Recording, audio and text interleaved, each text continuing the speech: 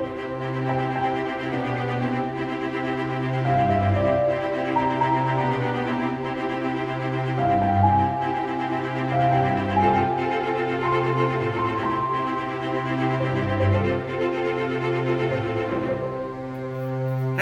Superboy Beyond fans. Welcome back. We are doing part 2 of Roads Not Taken today as our commentary. For those of you who've been with us before, you know the rules. There's not going to be any clips of the episode, no audio. You're going to see a very heavily filtered version right up there, just so you can keep in track. We're going to count you in with a 3, 2, 1. All hail the sovereign. Knowing that it's part 2, you guys will know why I said that. So let's get ready for it. So get your discs ready. It's on disc 1 of season 3. And this is episode 1, 2, 3, 4, 5, 6. Yep, episode 6 of season 3. All right, so I'm going to count you in. 3, 2, 1. All hail the sovereign.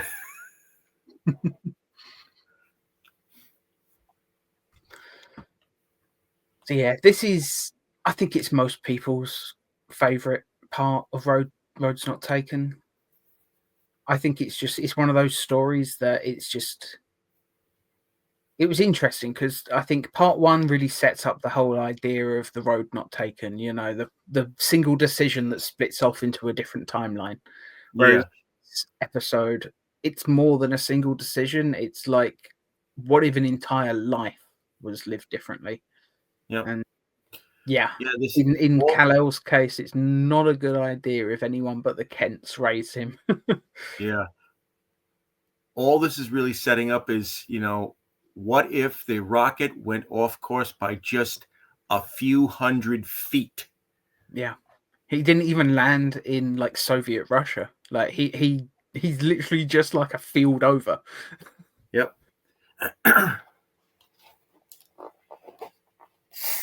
Which is interesting too, because some adaptations of Superman like to say that his innate goodness is part of his Kryptonian biology, like as if Kryptonians are somehow biologically superior in some way. Apart from just General Zod. Yeah, which is that. So it's one of those things that I kind of see why some people lean into it, but it never quite worked for me, because it stops stories like this or characters like Zod from really making sense. So now we're not doing any of the episode. It started off with, just the recap scenes. Mm. And we pick up with Lex and alternate Dr. Winger with the kryptonite. And, of course, Clark has no choice but to jump into the portal. Mm. It's funny how Dr. Winger kind of has the Leo hairstyle in this scene, and he's actually acting slightly like Leo. Yeah. I don't know. Maybe Leo had a brother. They went in very different directions. Maybe Leo's last name is Winger. Mm. Did we even ever find out Leo's surname? I don't know if we did. So now he sees it. Mm. And you were right. There is a slight sepia tone quality to some of the sequences here. Yeah, I mean, at the moment, there's a full sepia tint, but when they cut to certain camera angles, it definitely looks more red. So part of me wonders if it's even just to hide the fact that maybe the color balance was slightly off when they first put the scene together and it didn't quite work. Sticking a filter over scenes like that works wonders, Yeah, and if you notice the look of, we'll call it Earth 3, everybody's wearing an armband, but instead of it being the Nazi armband, it is a Superman or Superboy or Sovereign armband. Indeed. Everybody is dressed like it's the 1940s or even 50s. And even the cars that are coming around are 1940s esque. Mm. And it's interesting, just the uniforms that they choose. Like they're old style sort of militia looking uniforms. Yeah, they definitely have a Nazi feel to them. Definitely. And yet they didn't do them in full black, which suggests obviously that they're trying to create like an amalgam of all history's worst dictators, essentially, to make the sovereign into. I Yeah. do like the way they've got Lana dressed, though. It's very sort of French resistance. Mm. Maybe I'm just saying that because she's wearing a beret. I just Oh, associate I berets think with the that French. that was definitely the intent here. Yeah. And then, of course, this kid is kind of narrating it, telling who he thinks is a sovereign to kill her with your heat vision. Mm. Which is interesting. It like suggests that the sovereign's influence is so far-reaching in this world that even the children have become cruel. Yeah, Because why would what kid would want to see someone burned in half with the heat vision?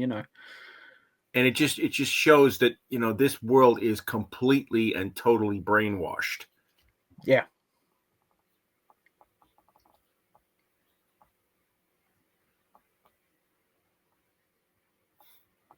I guess that comes when you have a leader that's saying like, I can't be watching you all the time, but sooner or later I'll see you. Like the kind of fear of this alien that Yeah, must create. Like, yeah, it's not surprising. this Fear is makes this people do a lot of very silly things. yeah this universe is definitely the quote unquote every fear that like Lex Luthor has always said in the comics. Well, what if he turns against us? Yeah. It's probably a good thing, really, that Lex never actually visits this Earth because he would have a lot of ammunition for the future. Yeah. Especially if he took a video camera and said, like, this is what he could do if he turns on us. And it's just like, yeah, suddenly there's that could, it could sway certain people's minds. Lex is a master manipulator, after all. Indeed. And now he's being the manipulative SOB that he is with the alternate Dr. Winger. Hmm.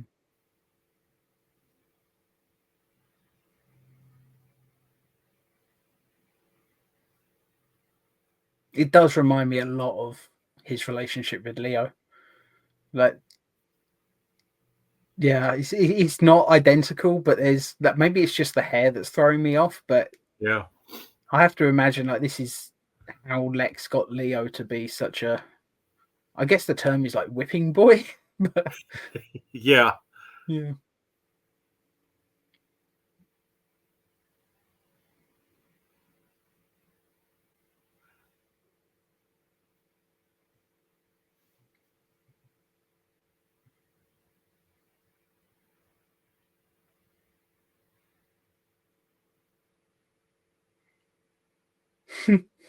Yeah, Lex, the fear on Lex's face in that moment is just gold.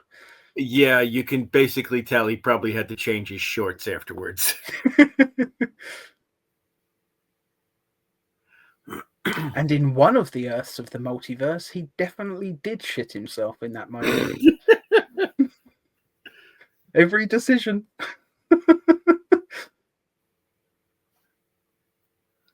And now we meet Earth 3's version of Dr. Winger. Hmm. And he's the first Dr. Winger who actually has short hair. Which I have to imagine is probably the actor's natural hair, and he just wore wigs for the other scenes. Unless it's just a pretty decent wig and they, like, stuck his hair down all flat and stuff to put it on. Well, if we ever get Kenneth Robert Shippey on here, we have to ask him. So, who is your favourite version of Winger? Because I think this is my favourite version. Because just the courage that he shows by turning on who he thinks is the sovereign He's far more courageous than the previous Earth. That's for damn sure. Yeah. I don't know. Like this one shows like real bottle. Yeah, he's definitely showing a lot of courage, but also fear at the same time. Yeah, but he still does the right thing, or what he thinks is the right thing. Yeah. And now we get our scene with the actual sovereign and his two generals. Mm. And I still Including the say guy. it would have been great if one of them was played by Robert Levine. That would have been cool. And the actor, the one behind the guy with the beard, he was definitely in another episode, but I can't remember which one it was now. You told At me least that it was two him. other episodes. Two others? Which ones? He was in Out of Luck. Right. He was Mr. Corrigan. And he was also in a season 1 episode, Mutant. Right, of course he was. Oh, yeah. And I love when actually, Superboy reuses. I think there's actually 3 episodes. Also a season 1 episode. He was in the one with the Bird Woman of the Swamps. He was the guy in the mini office. Yeah. Huh. Yeah, I love it when Superboy reuses guest stars, Yeah. And now we get our messenger, who's he's the guy from the first part. Yeah. Man, I do wonder if he was in part 1 in the other Earth somewhere. We just didn't see him. Might have to check IMDb. Maybe at Lexus. Yeah.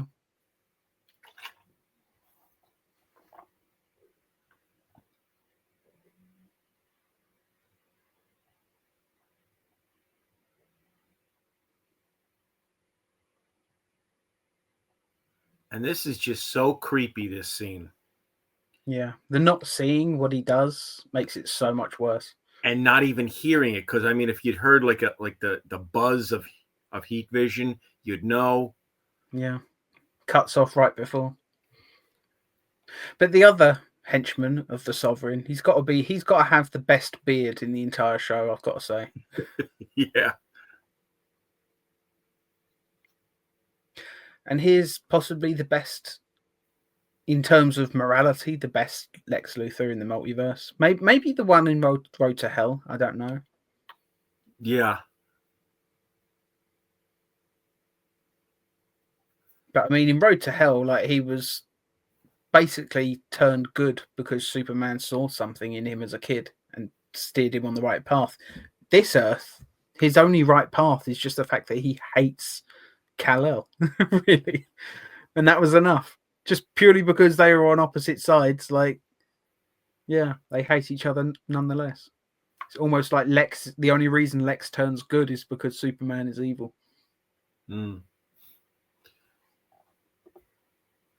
And, my headcanon on why he has Warren Eckworth's face on this, and I've mentioned this before, is that probably on this Earth, the Warren Eckworth of Earth 3 was a henchman of the Sovereign. Like he's like the Albert Speer of the Sovereign's regime. And maybe it was an assassination attempt that didn't pay off, but yeah, by that point he was stuck with the face. Yeah, Lex took his face to try and get in, and then somehow it failed, and now he's stuck looking like Warren Eckworth. Maybe Warren Eckworth built the Sovereign gun. Lex wanted to. Yeah, it was the same story. It's just they were operating on opposite sides. Yeah.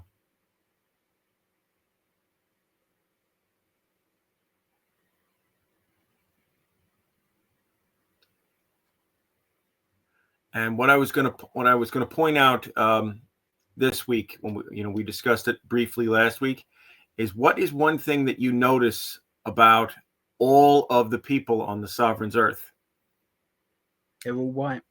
Yeah, there's nobody that could possibly be of either African or Asian or even Middle Eastern descent. it's a completely white Earth. Mm, And I think that was part of, the indoctrination that he got from old man Elman on this Earth. definitely.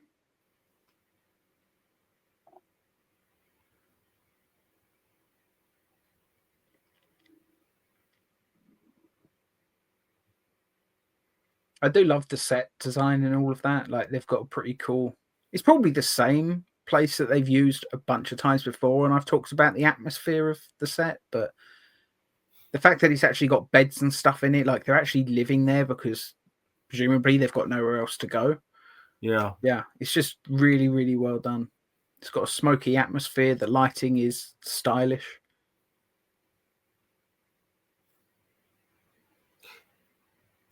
Yeah, it's just got great atmosphere throughout the entire thing. Yeah.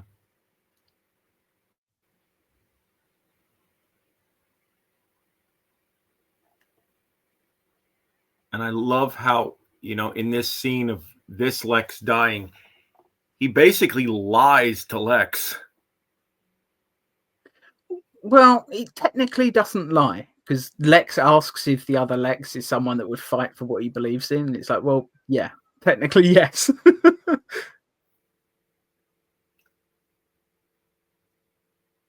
Here we are.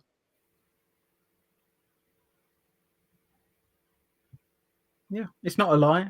Absolutely, his Lex would. Presumably not anytime soon. He tried not to die if he could, but if he needs to die to kill Superboy, he probably would, consider it a pretty good result.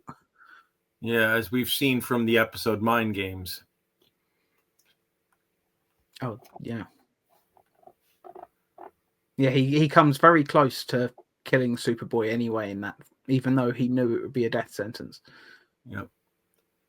And held No Line Enemy as well. Like he's pretty certain that he makes it pretty clear that he's willing to die for what he believes. Mm. Just happens that what he believes is completely wrong. Yeah.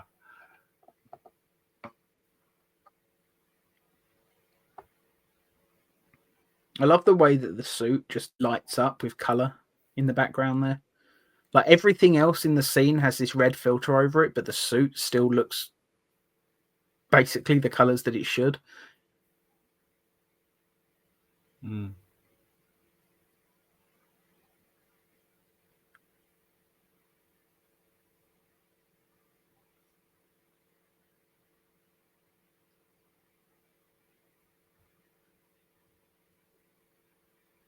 That Sovereign suit as well, man. Such a great design. Yeah. Very dictatorial look to it, and still showing some hints of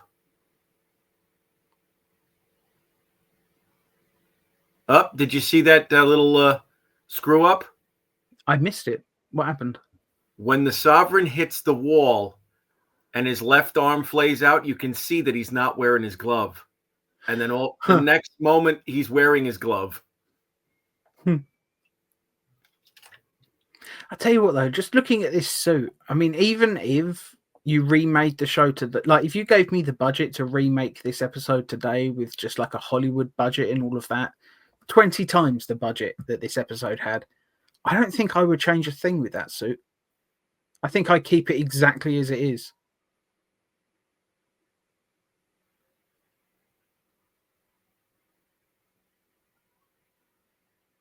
It'd be so tempting to use like a modern fabric with all the patterns on it and stuff like that, but you don't need it for the Sovereign. Like this is exactly what it needs to be. Yeah. I might raise the S up just ever so slightly. That's just me.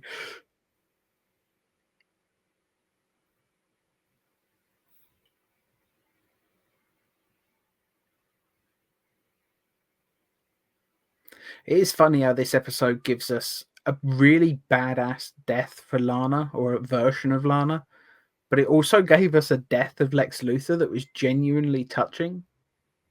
That is kind of amazing, really. Any other episode, the deaths would have the opposite reaction. Like Lex, you'd be kind of happy to see die, and Lana, you'd be sad about. Yep. Yeah, it's great.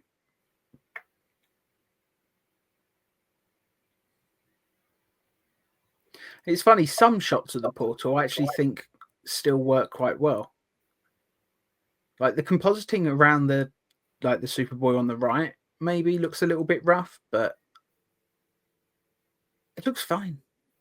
And you can tell they had an actual light coming from it as well, because it's casting light onto the actors, which is just fantastic.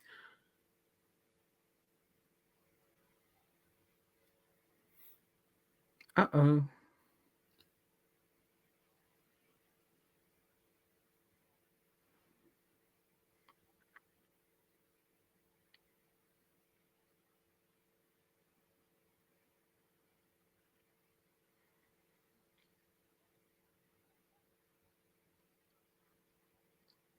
I mean, technically, as soon as Superboy and Lex left, our Superboy could just super speed out of there to avoid the explosion, I guess.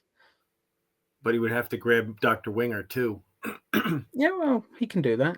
I'm sure he's used to saving people at high speed.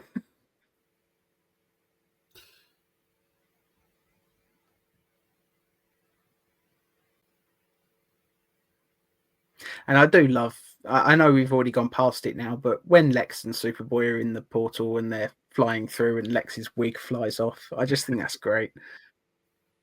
Yeah.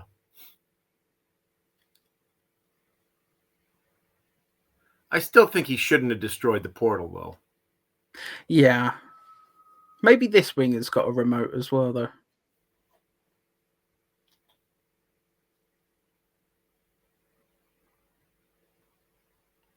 I think Winger could always build another one. And yeah, that line, just great. What was he before? Sane? Yeah.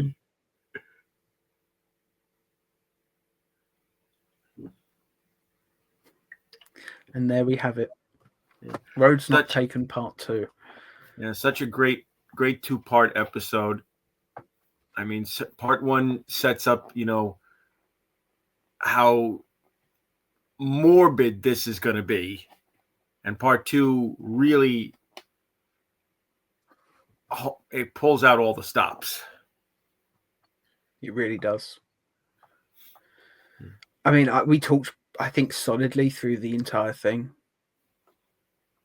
I can't think of anything else really to say about this one, to be honest. Yeah. It's just such a solid episode in every regard. I can't think of anything in this episode that I would change, apart from maybe just give it slightly more of a VFX budget, just for a couple of shots that didn't age too well. But I mean, that's retrospect. At the time, I'm sure it looked fine. Yeah, and I wouldn't, like I've said before, I would have used Robert Levine as one of the advisors, because it would have been a good idea. Set things up so well. And I mean, this is one of the 2-parters that Robert Levine doesn't appear in at all. Yeah, which is odd. You'd think they would have found a place for him somewhere. Yeah, I mean, we had Matt in Peter J. Fernandez in one quick scene in part 1, and then that was it. Yeah, and it wasn't even Prime Matt. No, it was a Matt that has presumably lost everything, including his apartment, since he's now living in the Bureau building. Yeah, and I wonder if insanity. Yeah, and it's kind of strange how Jackson's not there as well. I don't know. Maybe he's living there somewhere too. Maybe he found a nicer floor. He's living on that floor. Who knows? Yeah. But overall, solid 2-parter. Again, like you said, there's a couple of little VFX shots that need to be corrected if the budget was higher. Or just updated, I think back then, with the quality of televisions back then, I'm sure it looked absolutely fine. It's just now watching it on a HD monitor, even though I'm not watching an upscale or anything, like it's just, you can see the edges just a little bit too much. And it's something that all TV that used this technology suffered from back then, apart from maybe something like Star Trek. But I mean, they had Industrial Light and Magic working for them, so yeah, Industrial Light and Magic, now a property of Disney. Yeah, although I think Lucasfilm always had a big part over it. So it's funny how much of Star Trek is so closely tied to Star Wars in a Yeah. way, which Well, always makes me laugh when the Star Wars fans and Star Trek fans can't get along. They are so different in their style of sci-fi. Like Wars is more fantasy than anything, you know. yeah, There's totally room for both franchises. I don't know why there aren't more people that just genuinely love both. I do. Yeah, And you know yeah, what? There's a quote that came out just a few years back, and it's something that was from the 1970s. George Lucas loves Star Trek, and Gene Roddenberry loved Star Wars. So if the yeah, two creators can love each other's properties, then why can't the fans get along? yeah.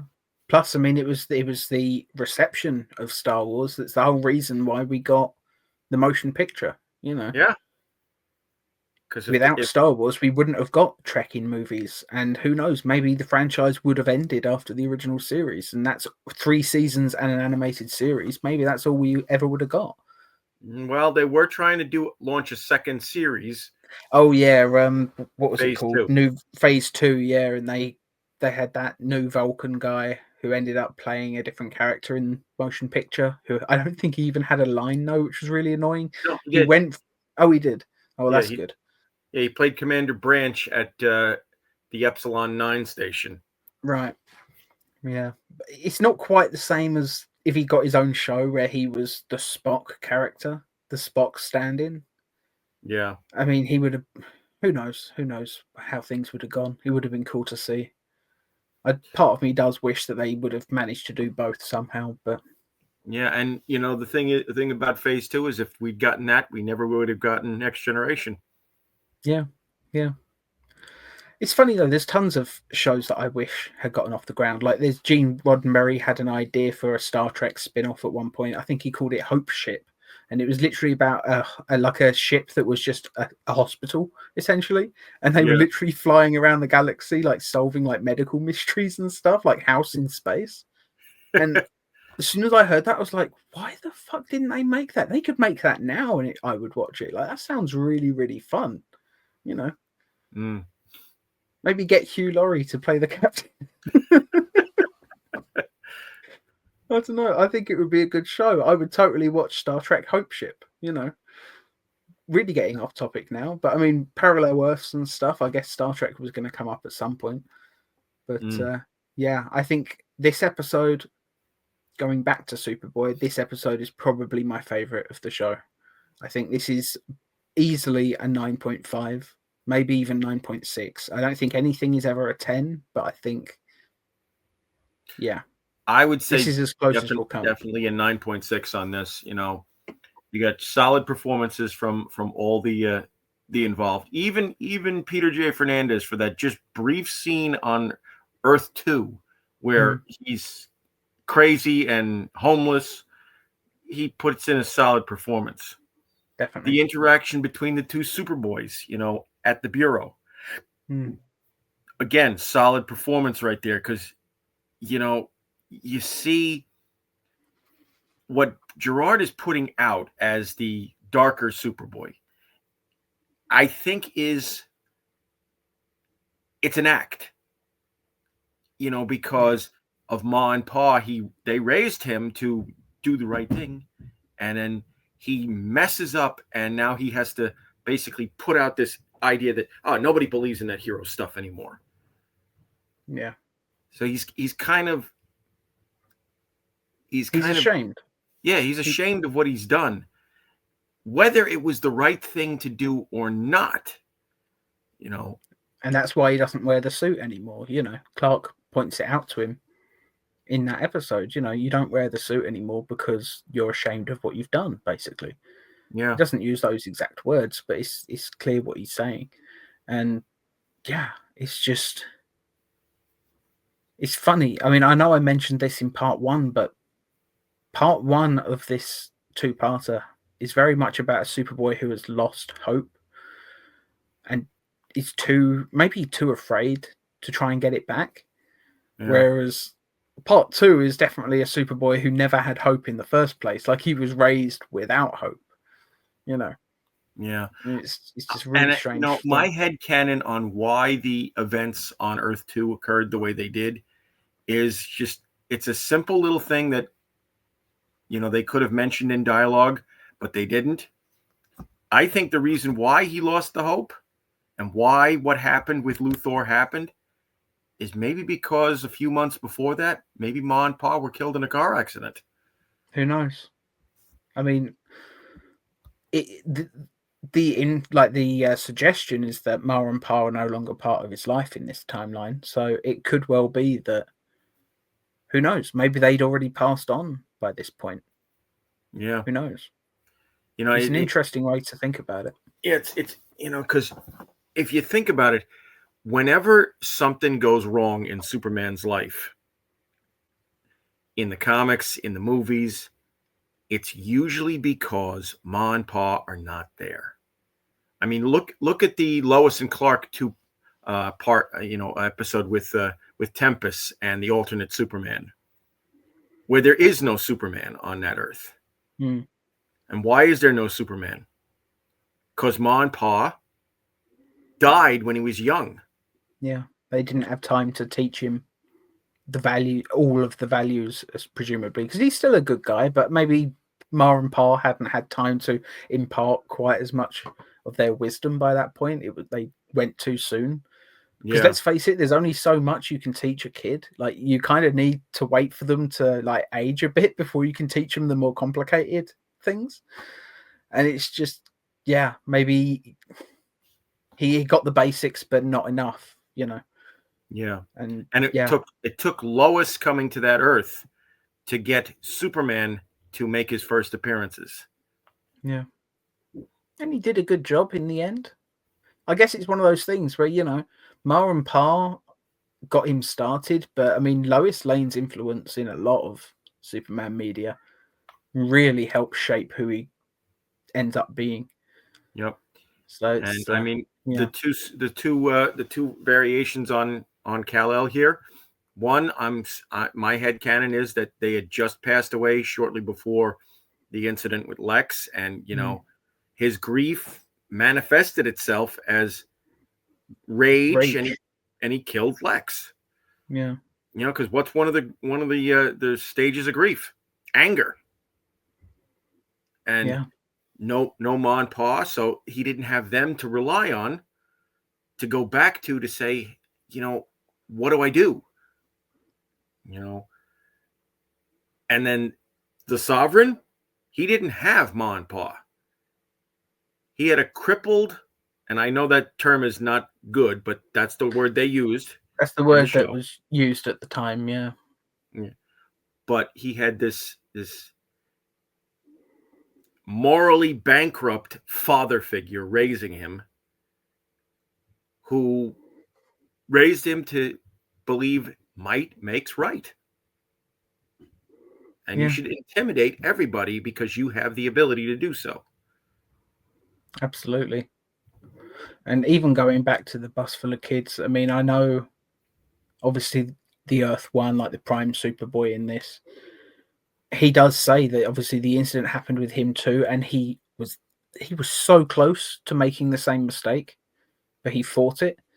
So there's got to be something. It can't just be a multiversal thing where because one Superboy made up his mind, the other one had to somehow, Yeah, almost like he didn't have a choice, like it was destiny of some kind.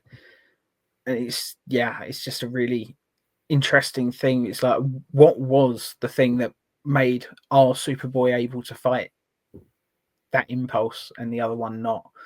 It's an interesting thing. I kind of wish that they'd done a tie-in comic to explore that a little bit more. But that's yeah, what they should have done as the end special. yeah. I mean, they To did. tie That it it was up. a roads not taken style thing. They could have, you know, developed some of these other things a little bit more. It was a special. I assumed that it was, longer than most of the Superboy comics, Yeah. even if it was only what 5 extra pages or something. But No, I think it was like 10, maybe 12 extra, because okay, that's brilliant then. it was an annual size book. That's You good. know. So they this could have been the focus. I guess it just wasn't. But anyway, 9.6. Let's give it a 9.6. It'll probably be the only 9.6 of any episode in the show. I don't think we've ever rated something quite so highly, but it's just such a special episode. And it, Yeah. the fact that it ended up presumably, like, I mean, I don't know if Red Sun was partly inspired by it, but it wouldn't surprise me if, was it Mark Waid that wrote Red Sun? I forget. No, it was Mark Millar. Mark Millar. I always get the marks confused with each other. Yeah. But A lot of people have said that, over the years that Red Sun, at least the idea of him crashing somewhere else and becoming a despotic character is inspired by this. Yeah. I can see it, but I also don't. I'll tell you what we'll do then. I know we don't have many viewers, but I imagine the viewers we do have go to comic book conventions from time to time. If any of you happen to go to a convention and Mark Millar is there and you have a chance to ask him, we'd love to know the answer. Come back to the comments and let us know what he says. Yeah. If I ever go to a con and he happens to be there, you bet your ass I'll be asking him. So Anyway. A lot of people also say that the look of the Dark Superboy inspired Connor Kent when he first appeared. Yeah, I can see it. I don't know necessarily how much influence it would have had, because at the end of the day, he's just wearing a dark jacket and sunglasses. Yeah. There are other characters that did that before him, and there's plenty of characters that did it after.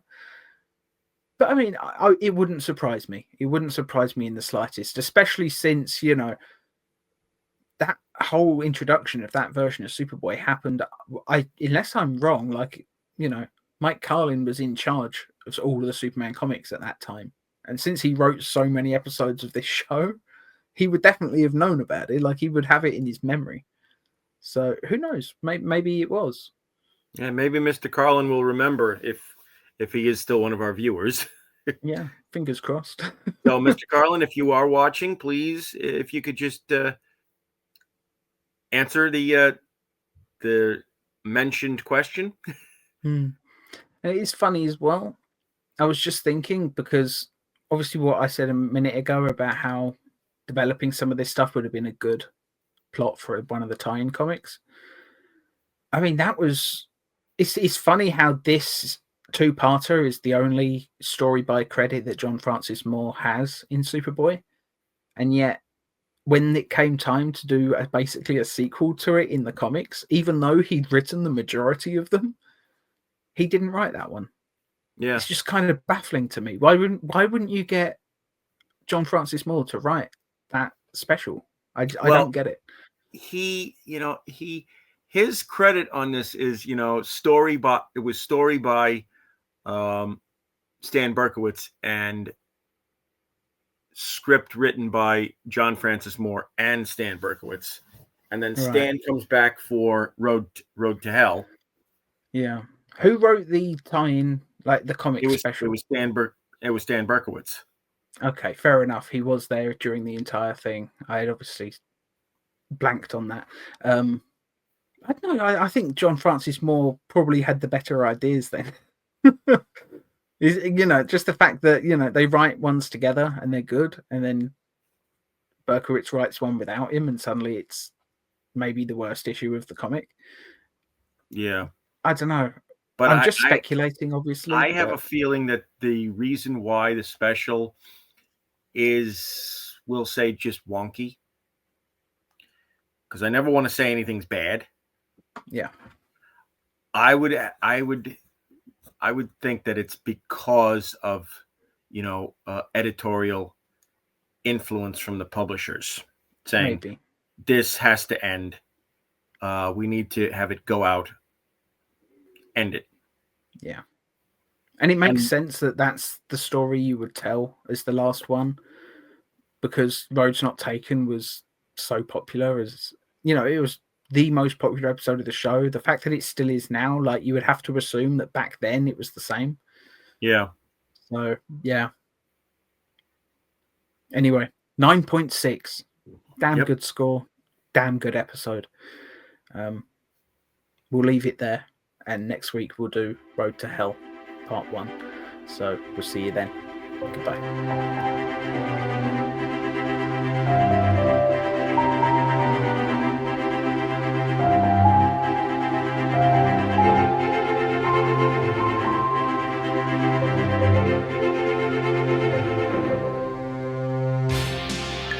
Viacom.